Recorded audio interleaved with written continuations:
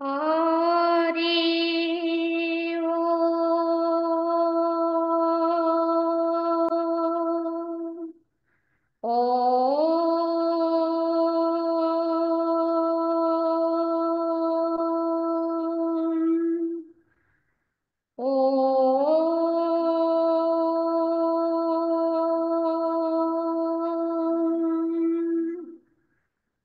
शुक्लांबरधरं विष्णुं शशिवर्णं चतुर्भुजं प्रसन्नवदनं ध्यायेत् सर्वविघ्नोपशान्तये अखण्डमण्डलाकारं व्याप्तं येन चराचरं तत्पदं दर्शितं येन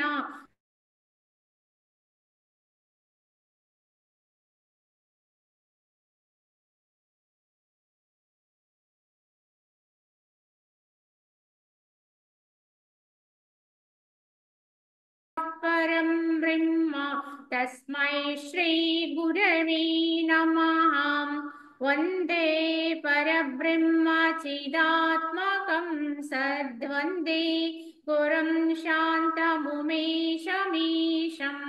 वन्दे शिवानन्दगुरुप्रवीरं वन्दे सदा ज्ञानपि वन्दनीयान् अनन्तसुखदातारामखण्डानन्द विग्रहं दयालुमतिसन्तुष्टं वन्देऽहं मम सद्गुरुं रागादिरोगान् सततानुषक्त न शेषकाया प्रवृतान् शेषान् औत्सुक्यमोहारतिदान् जघाना यः पूर्ववैद्याय नमोऽस्तु तस्मै यः पूर्ववैद्याय नमोऽस्तु तस्मै। ओम श्रीरामचंद्र परब्रह्मणे नमः। श्री वशिष्ठ गीता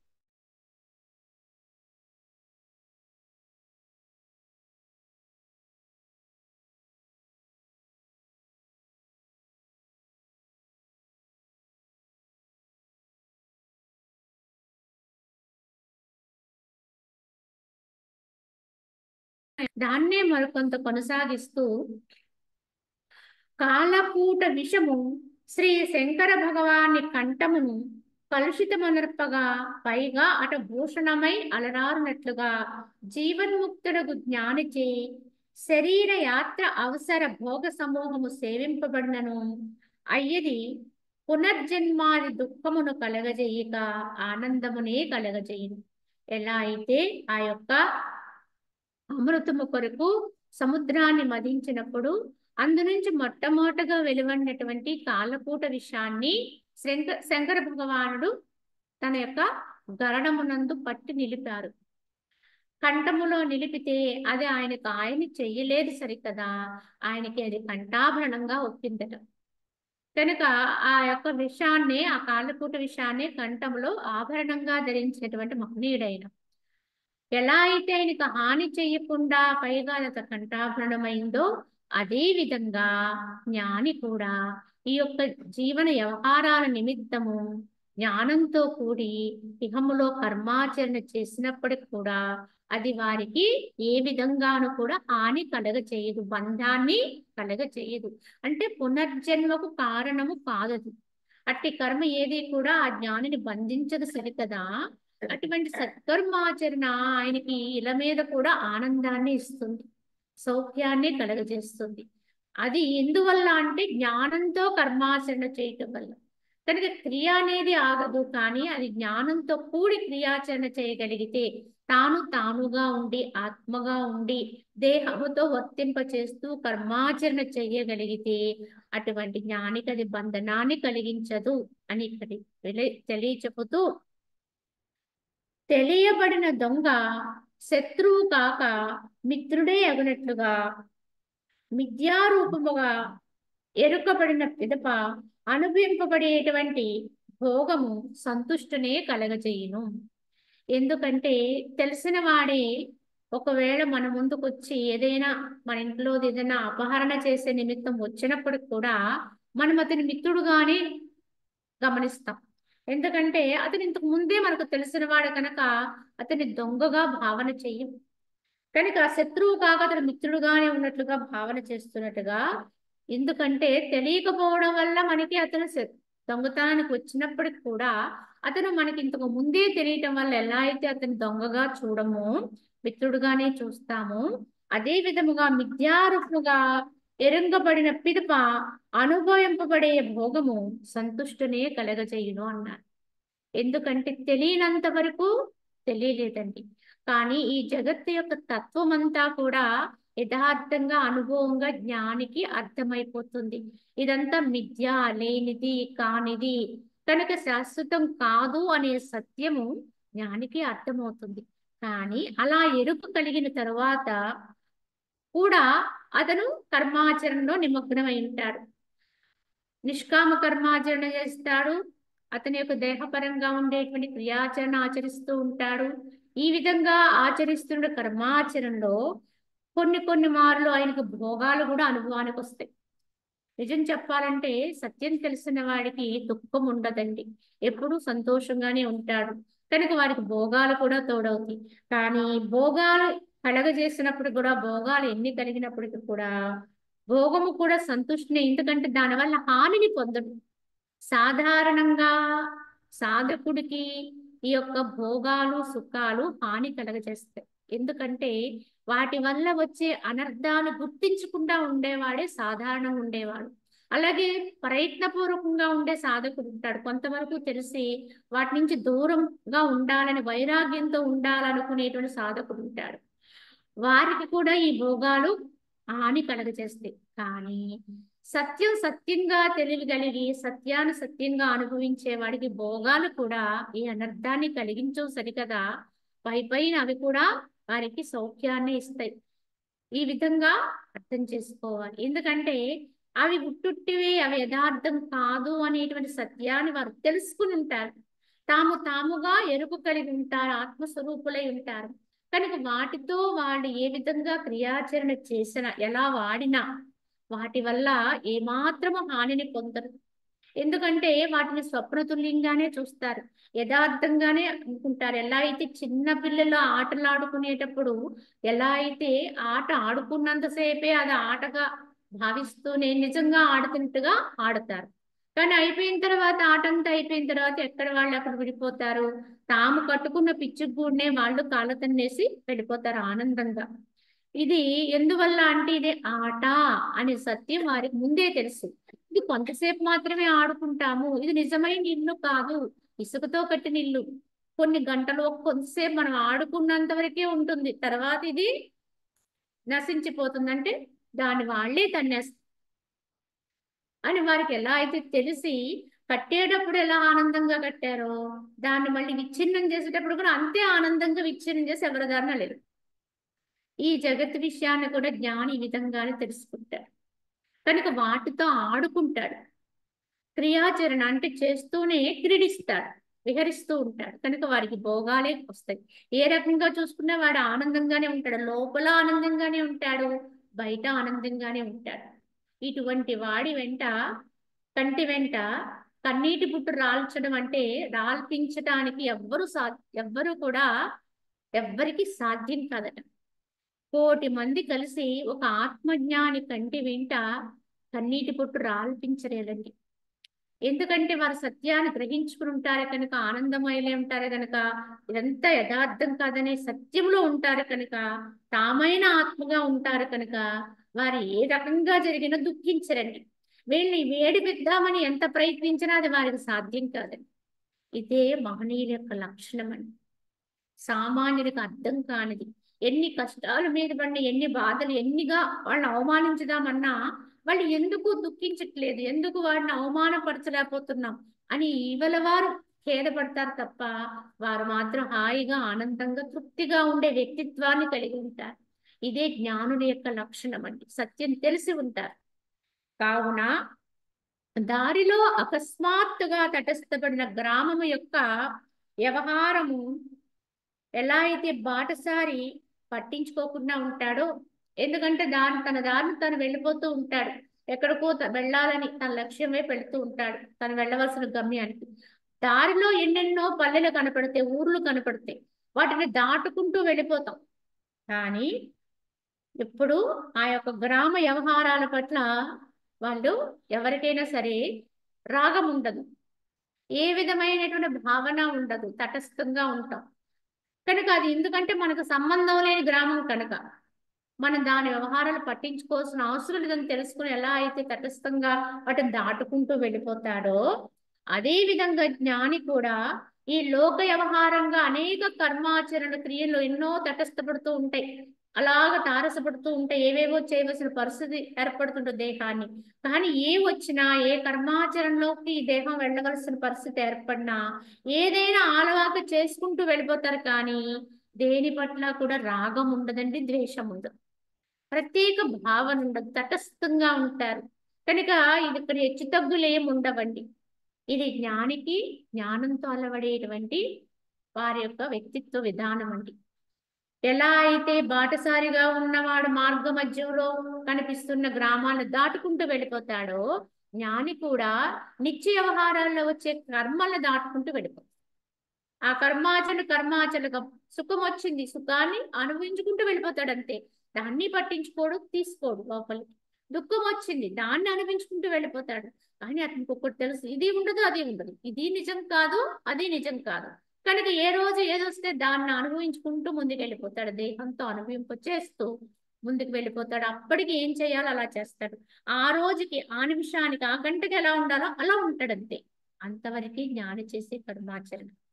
అదే విధంగా మనుజుల ప్రయత్నము లేకయే నిర్మితములైన వన పర్వతాది పదార్థముల యొక్క ఛేదన భేదన హరణాదులందు దుఃఖాభావము చే జనులకు రాగరహితముకు దృష్టి పడినట్లుగా ధీరబుద్ధి కలిగినటువంటి జ్ఞాని యొక్క దృష్టి కూడా పుత్రమిత్రాది వ్యవహార కార్యములందు రాగరహితముగానే ఉంటుంది. ఇంకా ఎలా ఉంటాడు జ్ఞాని యొక్క విధానం ఎలా ఉంటుంది, అతని యొక్క భావన అనేది తెలియచేయడం కోసం చూడండి, మనము అరణ్యాలు ఉన్నాయి మనకి, అక్కడ ఎన్నో రకాలైన వృక్షాలు ఉంటాయి, ఫల వృక్షాలు ఉంటాయి, విష వృక్షాలు ఉంటాయి, ఔషధ వృక్షాలు ఉంటాయి, రకరకాలుగా మనకి అక్కడ. అవి ఎవరు వాటిని నాటారండి, ఎవరు వాటిని పెంచి పోషించారు, ఎవరు వృద్ధి చేశారంటే మనుషుల ప్రయత్నం లేదండి అక్కడ. మానవ నిర్మితం కాదు అదేది కూడా, ఎవరు నాటలేదు, ఎవరు శ్రద్ధతో ఎంతో పనిగట్టిన వాటిని పెంచను లేదు. వాటంతట అవి ప్రకృతి సిద్ధంగా పెరుగుతాయి, ప్రకృతి సిద్ధంగా వృద్ధిని పొందుతూ ఉంటాయి. అలాగే ప్రకృతి సిద్ధంగా ఎన్నో రకాలైనటువంటి ఒక రకమైన సంకటాలు కూడా ఎదుర్కొంటూ ఉంటాయి. అక్కడ అగ్ని జ్వాలలు ఎగిసిపడడం, రకరకాలైనటువంటి భీకరమైనటువంటి వాయువు ఈచడం వల్ల ఆ వృక్షాలు కుప్పకూలిపోవడము, లేకపోతే దహించబడము, ఇలా మనకి ఏవో రకంగా అడవులు దగ్ధమవుతూ ఇలా కనిపిస్తూ ఉంటాయి. కానీ అవన్నీ జరుగుతూ ఉంటే ఏ మానవుడైనా విచారిస్తే చింతిస్తాడా, అయ్యో నేను పెంచిన మొక్క ఇలా నశించిపోతుంది. మన పెరట్లో పెంచుకున్న ఒక చిన్న మొక్క పట్లే మనకి ఎంతో రాగం అండి, ప్రేమ అండి. కనుక ఎందుకంటే ఇది నేను నాటాను, నేను పెంచాను, దీనికి ఇంత శ్రద్ధగా ఇంత శ్రమపడి దీన్ని ఇన్ని రకాలుగా పెంచాను అని ఏదైనా ఒకవేళ కారణాల వల్ల అది కనుక గతిస్తే మానవుడు దుఃఖిస్తాడు. దాని పట్ల రాగం ఉంటుంది కనుక దుఃఖం వచ్చిందండి. కానీ అటువంటి ఎన్నో అరణ్యాల్లో పెరిగినందువల్ల ఏమి మనకి సంతోషము రాదు. అవి హానిగా ఎప్పుడైనా అవి ఏదైనా పరిస్థితిలో చిక్కుకుని హతమవుతుంటే అప్పుడు దాన్ని బట్టి దుఃఖము రాదండి. రాగము లేదు, ద్వేషము లేదు, ప్రియము లేదు, అప్రియము లేదు. ఎందుకంటే అది తనకి సంబంధము లేనిదిగా ఉన్నాడు కనుక భావన అండి ఇదంతా. ఇందుకే అరణ్యం అనేది తాను పెంచింది కాదు, తను పోషించింది కాదు కనుక అక్కడ ఎన్నో జరుగుతూ ఉంటాయి. కనుక వాటి పట్ల ఏ విధమైతే రాగద్వేషాలకి మానవుడు గురి కాకుండా ఉంటాడో, అరణ్యాల్లో జరుగుతున్న విషయాలకు కానీ ఇతరత్ర ప్రకృతి సిద్ధంగా అవుతున్నటువంటి విధానాలకి ఎలా అయితే రాగద్వేషాలు లేకుండా ఉంటాడో, అదే విధముగా ధీర బుద్ధి కలిగినటువంటి జ్ఞాని యొక్క దృష్టి కూడా ఆ అరణ్యాల్లో ఉన్నాయి కదా అని చెప్పేసి మనకి అక్కడ మనకి భావన లేదు. కానీ నా ఇంట్లో ఉన్నదానికైతే మనకి అమితమైన భావన. కానీ ఎవరికైతే ఈ యొక్క ధైర్యంతో కూడిన బుద్ధి కలిగినటువంటి జ్ఞానం ఉంటుందో వారికి తన చుట్టూ ఉండే బంధుమిత్రాదుల విషయం కానీ, చివరికి దారాపుత్రాది వ్యవహారముల్లో కానీ ఏ విషయాలు అయినప్పటికీ కూడా వేటికి ఎవరికి ఎప్పుడు ఏది వర్తిస్తే దాన్ని వర్తింపు చేసుకుంటూ వెళతారు తప్ప ఏ విధమైన రాగద్వేషాలకి లోనవ్వరండి. ఆ అరణ్యాల్లో ఉండేటువంటి వాటిని ఏ భావనతో చూస్తాడో తటస్థంగా అదే తటస్థ భావంతో ఇహంలో కూడా ఉంటాడండి. ఈ జగత్ ప్రపంచంలో ఈ మనుజ ప్రపంచంలో కూడా వర్తిస్తూ ఉంటాడు. కనుక వీడు నాకు బంధువు, వీడు నాకు ఫలానా అవుతాడు, కనుక వీడు నాకు ఇంత ప్రియమైన వాడు అని మన మనసుతో పెట్టుకునే బంధనాల వల్లే మనకి ఈ దుఃఖాలు రావటానికి కారణం. యథార్థానికి ఎవరు ఎంత దుఃఖించినా ఎవరి కర్మని వాళ్ళు అనుభవించక తప్పదండి. వాళ్ళు ఎంత మనకి ప్రియమైన వాళ్ళు అయినప్పటికీ కూడా క్రియలు తీయగలిగిన వాళ్ళు ఎవ్వరూ లేరు. ఈ కర్మను తీయగలిగిన వాళ్ళు ఏది చేస్తే అది అనుభవించాలి తప్పదు. కనుక ఎవరు చేసిన కర్మ వారే అనుభవించాలి. కనుక వారిగా అనుభవించాలి తప్పదు, కనుక అనుభవిస్తూ ఉంటారు. కానీ వాటి పట్ల ఎవరమైతే మరి సక్తత కలిగి ఉంటామో, బంధనం పెట్టుకుంటామో, ఇది నాది నా వారు అనేటువంటి అమితమైన ప్రేమ భావాన్ని పెట్టుకుంటాము, మోహాన్ని పెంచుకుంటాము. తద్వారా ఎక్కడైతే రాగం ఉంటుందో అక్కడ ద్వేషం వస్తుంది, దుఃఖం వస్తుంది. కనుక వారికి ఏదైనా హాని జరిగినా, వారికి ఏదైనా అపకారం కానీ ఏదైనా అయితే దేని వల్ల హాని వచ్చిందో, ఎవరి వల్ల అయితే హాని వచ్చిందో వారి పట్ల ద్వేషము వస్తుంది. ఈ యొక్క బాధ రావటం వల్ల దుఃఖము వస్తుంది. ఇలా మదన పడుతూ ఉంటాం. కానీ యథార్థంగా గుర్తించిన జ్ఞాని ఎవరిది వారికి వదిలేస్తూ ఉంటాడు. వారితో చరిస్తూ ఉంటాడు, వ్యవహారంగా చేస్తూ ఉంటాడు. తన ధర్మంగా, ఆ దేహ ధర్మంగా, అంటే ఆ పాత్ర ధర్మంగా ఎలా నటించాలి నటిస్తాడే తప్ప దేన్ని ఎవరి క్రియని కూడా ఎవరి కర్మాచరణ విధానంలో కూడా తలదూర్చలేదు. ఎవరు అనుభవించేది వారు అనుభవించక తప్పదు అని వారి అనుభవానికి వదిలేస్తూ ఉంటాడు. తటస్థంగా ఉంటాడు. కనుక రాగరహితంగానే ఉంటాడు జ్ఞాని. కావున జ్ఞాని యగువాడు ప్రాప్తించిన పదార్థము అనుభవింపకుండా ఇంద్రియముల్ని ఏ విధంగానూ నిరోధం చేయడు. అట్లే ప్రాప్తింపని వస్తువు కొరకై ప్రయత్నము చేయడు. యథా ప్రాప్తముకు దానితో సంతుష్టిగా జీవిస్తూ ఉంటాడు, వెలసిల్లుతూ ఉంటాడు. అంటే జ్ఞాని ఇంకెలా ఉంటాడండి అంటే, ఒక్కొక్కసారి జ్ఞాని ఎన్నో భోగాల్లో తేలియాడుతున్నట్టుగా మనకు అనిపిస్తుంది. ఏమిటి ఇతరు జ్ఞాని అంటున్నారు కదా, ఇంత గొప్పవాడు అంటున్నారు కదా, ఇతను ఇంత వైరాగ్యంతో ఉండాలి కదా, ఇతను చూస్తే అలా లేడే, ఈయన అన్ని రకాల భోగాల్ని అనుభవిస్తున్నాడు, అలాంటి మధుర పదార్థాలన్నీ భక్షిస్తున్నాడు, రకరకాలుగా ఉన్నాడు, అంతఃపురంలో ఉంటున్నాడు, లేకపోతే కిరీటాన్ని ధరించి ఉన్నాడు, ఆభరణాలు ధరించి ఉన్నాడే, మనకి ఇతరు జ్ఞాని కాదు అనుకోవడానికి లేదండి. ఎందుకంటే జ్ఞానం అనేది కలగటానికి ప్రారంభములోనే జాగ్రత్తలండి, పెట్టుకోవాల్సినటువంటి నియమాలన్నీ ఉండాలి సాధనా క్రమంలో ఉన్నవాళ్ళం. కానీ ఎవరికైతే సత్యం ఎరుకైపోయిందో, జ్ఞానంగా అంటే జ్ఞానంతో జ్ఞానిగా అయిపోతాడో వారికి భేదాలు ఏముండవు. కనుక వారికి వచ్చే భోగాల్ని వాళ్ళు వర్జించరు. ఆ దేహరీత్యా, ఆ పాత్ర రీత్యా ఏ అనుభవానికి వస్తే ఆ అనుభవాన్ని స్వీకరిస్తారు. కనుక ఒకవేళ ఆ దేహరీత్యా అది భోగాన్ని అనుభవించాల్సి ఉందనుకోండి, మహారాజు స్థానంలో ఉన్నవాడు కూడా జ్ఞానంతో ఉండొచ్చు. కానీ మహారాజుగా ఉన్నాడు కనుక అతను అన్ని భోగాల్లో ఉంటాడు, అతని జ్ఞాని. మనకి ఉదాహరణకి జనక మహారాజు చెప్తారు, ఇచ్చాది వాళ్ళు చాలా మంది ఉన్నారు మహనీయులు. అంటే వచ్చిన దాన్ని తిరస్కరించరు. అలా అని రాని దాని కొరకు వెంపర్లాడరండి, ఎప్పుడు దానికోసం పరుగులు పెట్టరు. ఏదొస్తే దానితో తృప్తిగా, హాయిగా, ఆనందంగా. కనుక నేను ఇది అనుభవించకూడదని కూడా వర్జించరండి. ఏదొస్తే దాన్ని అనుభవిస్తూ ఉంటారు, పరమానందంలో ఉంటారు, లోపల ఆనందంగా ఉంటారు, కట్టుబాట్లు ఉండవు, ఇంద్రియాన్ని బలవంతంగా అణచవలసిన అవసరం ఉండదు. ఇంకప్పుడు ఎందుకు ఉండదంటే తెలిసిపోయిందండి, సత్యం అర్థమైపోయింది. కనుక ఏది భక్షించినా, లేకపోతే ఏ రకంగా రుచి చూసినా, అంటే ఏంటి, ఏ ఇంద్రియం దేనితో రమించినా అది దేన్ని అంటదండి. అక్కడ మనసు ఆత్మయందు నిశ్చలమవుతూ ఉంటుంది.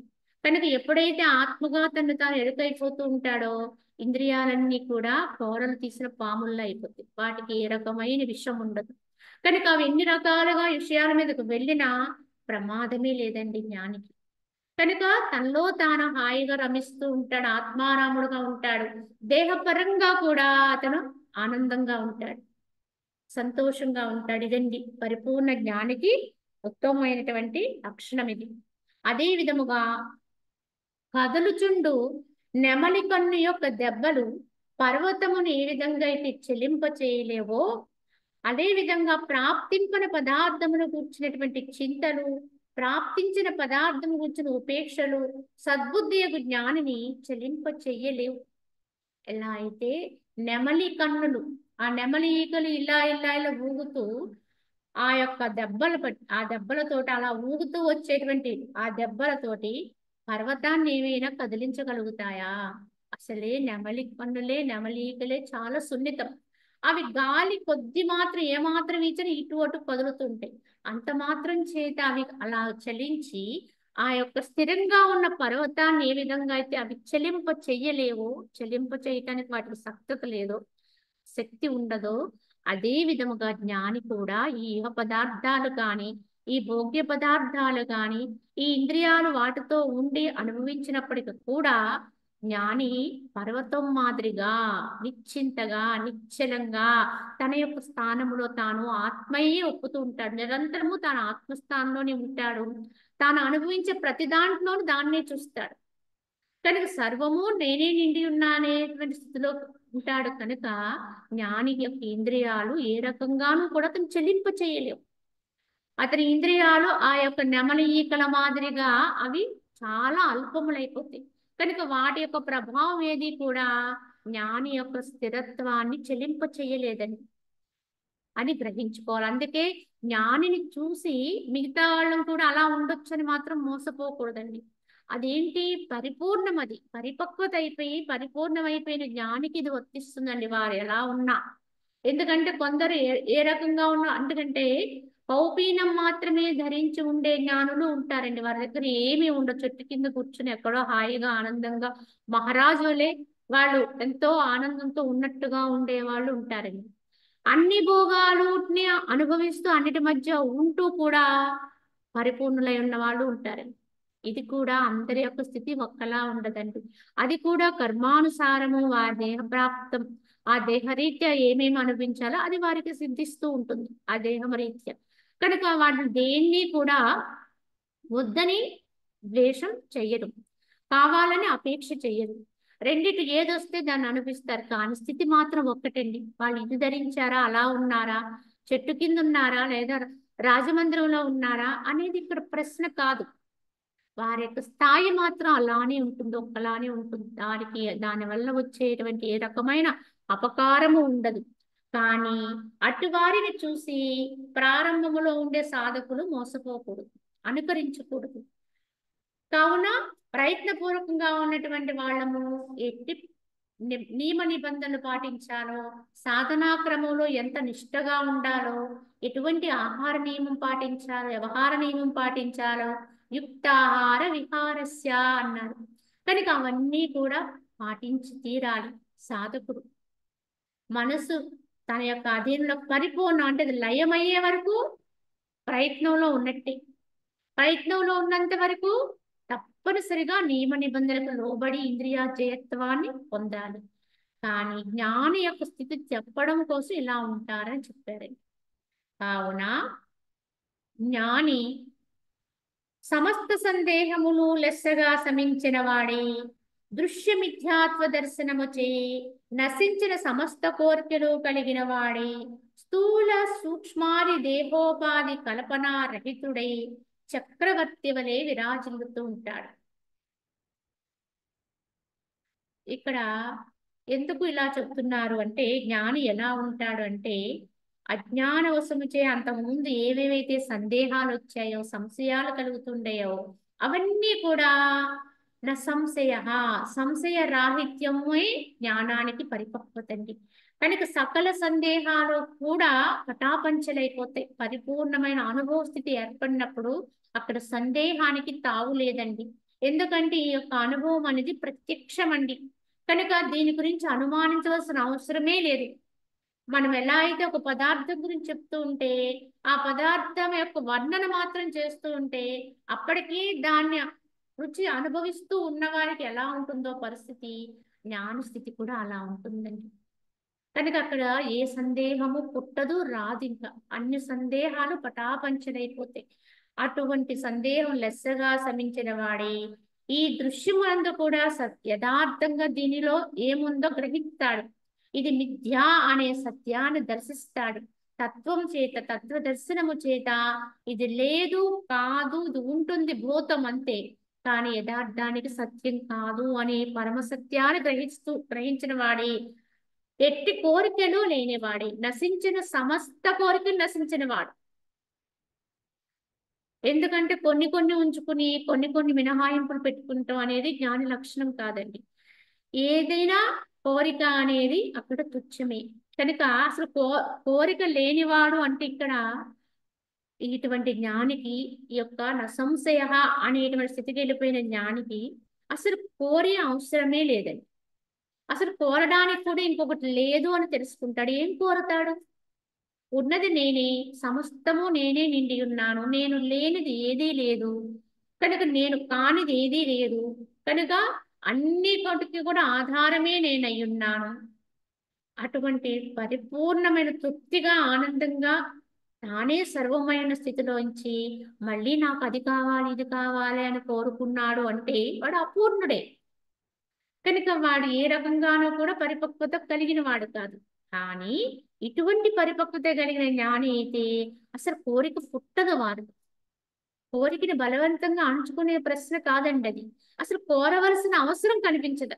ఏం కోరాలి, దేన్ని కోరాలి, ఎందుకు కోరాలి? నా దగ్గర లేకపోతే ఇంకోటి ఏదో కావాలి అని అడగాలి. నేను కాకుండా ఇంకేదన్నా ఉంటే అది నాకు కావాలని ఆశించవచ్చు. కానీ నేను కానిది లేదు, నా దగ్గర లేనిది లేదు, నేనే అన్నిట్లోనూ ఉన్నాను. కనుక బ్రహ్మాండ నాయకత్వంతో ఉన్నటువంటి ఆ యొక్క పరిపూర్ణమైనటువంటి భగవంతుని యొక్క స్థితితో ఏకీభవిస్తూ ఉంటాడు. కనుక అక్కడ కోరడానికి ఇంకోటి లేదండి. కావున నశించినట్టు సమస్త కోరికల్ని కూడా హరింపచేసిన వాడి లేనివాడే, ఇంకా స్థూల సూక్ష్మాది దేహోపాధి కల్పనారహితుడై ఉంటాడు. అంటే స్థూల దేహము కల్పనే, అలాగే సూక్ష్మదేహము మనసు సంబంధించినటువంటి సూక్ష్మదేహం ఇది కూడా కల్పనే అనేది గ్రహించిన వాడే, ఈ కల్పనలన్నింటినీ భేదించిన వాడే ఉంటాడు. అంటే అన్నిటిని రహితం చేసుకున్న వాడే ఉంటాడు. అంటే బయట ఏ కల్పన అంతా కల్పనగా చూస్తాడు, మనసు యొక్క స్థితిలో కూడా అది కల్పనే కనుక రెండింటినీ లేనిదానిగా గుర్తిస్తాడు. కనుక అలా గుర్తించిన వాడే, దేనికి లోబడని వాడే చక్రవర్తి వలె విరాజిల్లుతాడు అన్నారు. ఇక్కడ చక్రవర్తి అన్నారు కదా అని చెప్పి అతనేదో రాజ్యాన్ని పరిపాలన చేసేస్తాడు, భోగాలను అనుభవిస్తాడు, లేకపోతే ఎక్కడో అంతఃపురాల్లో ఉంటాడు, లేకపోతే ఇది అనుకునేది చక్రవర్తి పదవి కాదండి. ఎందుకంటే ప్రజల దృష్టిలో చక్రవర్తి అనే పదవి గొప్పది కనుక దాన్ని ఉదాహరణగా చెప్పారు. అంటే ఇంతకు మించిన పదవి ప్రజల దృష్టిలో అయితే ఇంకొకటి లేదండి. అందరికంటే గొప్పవాడు చక్రవర్తి అని ఒక భ్రమ, ఒక భావన సాధారణ మానవాళ్ళు ఉంటుంది కనుక ఇటువంటి జ్ఞాని రాజాదిరాజుగా బతుకుతాడు, చక్రవర్తిలా బతుకుతాడని చెప్పారు. అంతేగాని ఆ చక్రవర్తి పదవి కూడా ఈ ఆత్మ సామ్రాజ్యం ముందు, ఈ ఆత్మరాజు ముందు సరిపోదండి ఏ రకంగానూ కూడా. అటువంటి కోటి మంది చక్రవర్తులు కూడా ఒక ఆత్మజ్ఞాని ముందు సరిజోడి కాదండి. ఆ స్థాయిలో ఉంటాడు. కావున వారికి అర్థం అవడం కోసం ఇలా చెప్పడం తప్ప యథార్థంగా చక్రవర్తి అంటే చక్రవర్తి అని కాదు, ఆ పరిపూర్ణతని తెలియజేయటం కోసం అలాంటిది చెప్పారు.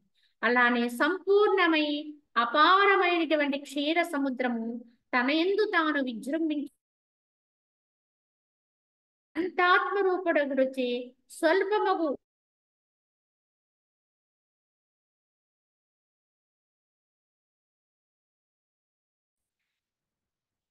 అంటే ఇది మనకి అర్థం చేయటం కోసం ఇట్లా మనకి వర్ణన చేశారు. ఏమిటి అంటే ఎలా అయితే క్షీర సముద్రము అది సంపూర్ణమై ఉంటుంది, అపారమై ఉంటుంది, కానీ ఆ క్షీర సముద్రం తన యందు తానే విజృంభిస్తూ ఉంటుంది. లోపల లోపలే అది అల్లాడుతూ అలాగా అలలు లేస్తూ మళ్ళీ అందులోనే లయమవుతూ అది తనలో తనే ఎలా విజృంభిస్తుందో అదే విధంగా వాస్తవమైనటువంటి జ్ఞాని కూడా అనంతాత్మ రూపుడుగా ఉంటాడు. ఎందుకంటే ఎవరైతే తనని తాను ఆత్మగా దర్శించుకుంటారో, భగవంతుని యొక్క స్థితిలోకి తమను తాముగా తీసుకెళ్తుంటారో, అంటే ఆ యొక్క అనుభవంతో ఉంటారో, వాడు అనంతాత్మ రూపుడగుచే స్వల్ప ఉపాధి ఎందు పట్టడండి. గీత మధ్యలో నిలబెడితే ఒక బరి దాంట్లో మాత్రమే ఉండాలి, ఇంకా నువ్వు ఈ గీతను దాటితే మాత్రం కుదరదు అనే ఆటలాగా ఉండేది ఈ ఉపాధిలో ఉండడం అండి. దేహం పరిధిలో, దేహమే నేను అనుకునే పరిధిలో ఉండడం అనేది తన చుట్టూ ఒక గీత గీసుకుని గీతలో ఉండే పరిస్థితిలో ఉండడమే. కానీ ఎవరుంటాడండి అలాగంటే, తనను తాను తెలియని వాడు ఉంటాడు. తన యొక్క స్థితి తనకు అర్థం కానివాడు, తన ఆత్మస్థితి తనకి ఎరుక కానివాడు, జీవుడుగా ఉన్నవాడే దేహం అనే ఒక పరిధికి మాత్రమే పరిమితమై బంధింపబడతాడు, సంకెళ్ళ వేసుకుంటాడు. ఇది సామాన్యుడి యొక్క స్థితి, గతి.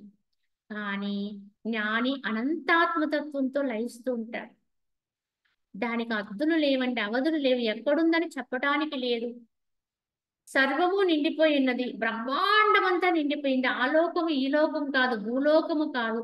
ఏ మండలానికి వెళ్ళినా, ఎక్కడికి వెళ్ళినా అంతటా కూడా విస్తరింప చేసేది ఏదైతే ఉందో, నిండిపోయి ఉన్నది ఏదైతే ఉందో అదే అనంత. ఆ అనంతాత్మ తత్వంతో ఉన్నటువంటి జ్ఞాని, పరిపూర్ణంతో ఉన్నటువంటి జ్ఞాని ఈ చిన్నిదైనటువంటి ఈ యొక్క పరిమిత తత్వంతో ఉండేటువంటి ఈ ఉపాధిలో ఎలా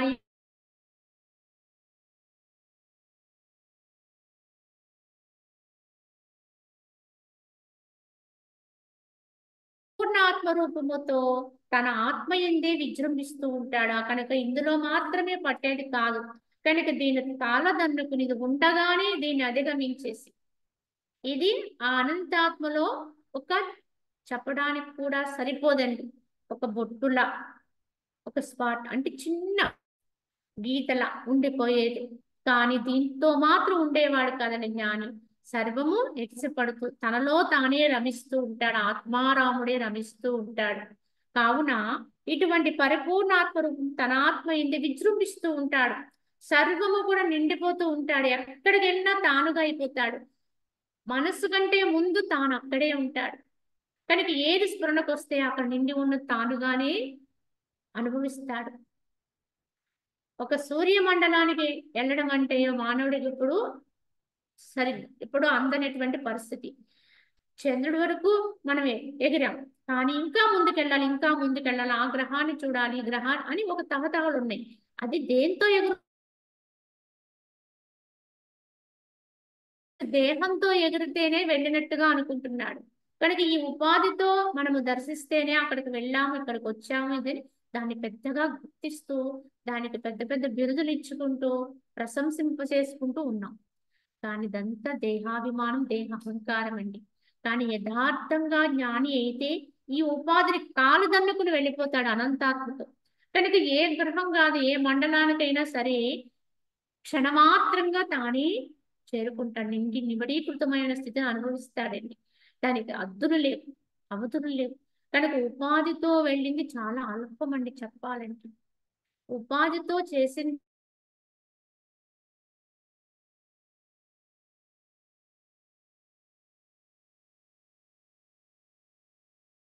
అంటే అవి అంతకంటే సత్యం కాదు. అందుకే ఇవాళ ఒకడు ఏదో కనుక్కుంటే రేపొద్దున ఇంకొకళ్ళు ఎవరో వచ్చి దానికంటే గొప్పది అంటే ఈ ఫార్ములాని మార్చేసి కొత్తది తయారు చేస్తుంది. మళ్ళీ తర్వాత ఇంకొకళ్ళు వచ్చి దాన్ని కూడా మార్పు చేసి ఇలాగ మనం ఎదుగుతున్నాం అనుకుంటున్నాం, ఇంకొకటి కనుక్కుంటున్నారు. కానీ యథార్థమైన జ్ఞానికి సర్వము ఏక సమయంలోనే అనుభవానికి వస్తుంది.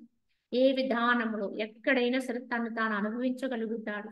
ఇదే పరిపూర్ణమైన ఆత్మస్థితికి ఎరుకండి, గుర్తు. కనుక ఈ ఉపాధిలో ఎప్పుడూ బంధించబడి ఉండడు. ఈ 4 గీతలు గీసుకుని దాని మధ్యలో ఉండే పరిస్థితి ఉండదు ఇక జ్ఞానికి. పిచ్చివారిని చూసి జనులు ఎలా అయితే నవ్వుతారో అదే విధంగా భోగేచ్ఛచే కృపణులకు ఈ యొక్క దీన జనులను భోగలోలుపులైన ఇంద్రియములను కాంచి అజ్ఞానం అనే పిచ్చి లేనివాడు శాంతచిత్తుడైన జ్ఞాని నవ్వుకుంటూ ఉంటారు. ఎలా అయితే ఒక ఉన్మాదిని చూసి, పిచ్చివాడిని చూసి జనులు నవ్వుతూ ఉంటారు వాడి చేష్టలను చూసి. వాడు పిచ్చివాడు, పిచ్చి మాటలు మాట్లాడుతున్నాడు, పిచ్చి పనులు చేస్తున్నాడు అనుకుంటారు. కానీ ఈ యొక్క నేను తెలివైన వాడిని అనుకునేటువంటి ఈ లోకజనులు చేసేటువంటి వ్యవహారాలన్నీ కూడా ఎలా అయితే కృపణత్వంతో ఉంటారు వీళ్ళందరూ కూడా. నేను చేస్తున్నా, నా వల్ల జరుగుతుంది కనుక అనేటువంటి భావన చేత ఉంటూ చేస్తూ పరుగులు పెడుతూ ఉండి ఆ కృపణత్వం అనేటువంటి భావనతో ఉండి దాంతో కట్టుబడిపోతూ ఉంటారు, బంధింపబడుతూ ఉంటారు. అలాగే ఈ భోగలాలసత్వం కలిగినటువంటి విధానములు ఇంద్రియాన్ని తిప్పుకుంటూ ఉంటారో ఇటువంటి చర్యలన్నింటినీ చూసి జ్ఞానంతో ఉన్నటువంటి జ్ఞాని అంటే అజ్ఞానం అని పిచ్చి లేనివాడే జ్ఞానండి. ఎవరండి జ్ఞాని అంటే అజ్ఞానమే పిచ్చండి. ఎందుకంటే పిచ్చివాడిని చూసి నవ్వుతున్నాం కదా. కానీ యథార్థమైన పిచ్చి ఏమిటంటే అజ్ఞానం ఉన్న వాళ్ళందరం పిచ్చివాళ్ళని. మరి అజ్ఞానం ఏమిటి అంటే లేని దాన్ని సత్యమని భ్రమించి దాన్ని పట్టుకుని నమ్ముతూ ఉంటాను చూడండి. ఇదంతా పిచ్చి. దానికే ఆధారం లేదు. అది గాల్లో వేలాడుతూ ఉంది. గాల్లో వేలాడుతూ ఉన్న దాన్ని పట్టుకుని మనము శాశ్వతమైన ఆధారం అనుకుని దాన్ని పట్టుకుని ఊగుతూ ఉండి నేను స్థిరంగా ఉన్నాను, నేను శాశ్వతంగా ఉంటాను అన్నట్టుగా ఉంటే ఎలా ఉంటుందో ఇప్పుడు మనం చేసేది కూడా అట్లానే. అటువంటి ఆధారరహితమైన అంటే ఇది ఉంటుందో ఊడుతుందో తెలియని దాన్ని పట్టుకుని నిజము అనేటువంటి నమ్మకంతో ఉన్నాం. ఈ నమ్మకంతో ఉన్నంత వరకు కూడా మనం అజ్ఞానం అనే పిచ్చిలోనే ఉన్నాం. మరి పిచ్చివాడిని చూస్తే మనం నవ్వుతున్నాం.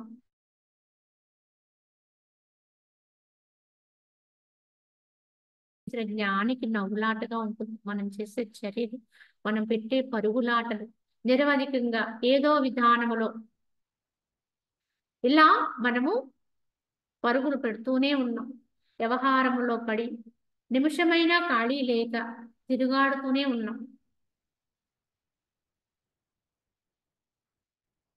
కావున ఇదంతా కూడా మనం దృష్టిలో పెట్టుకోవాలి.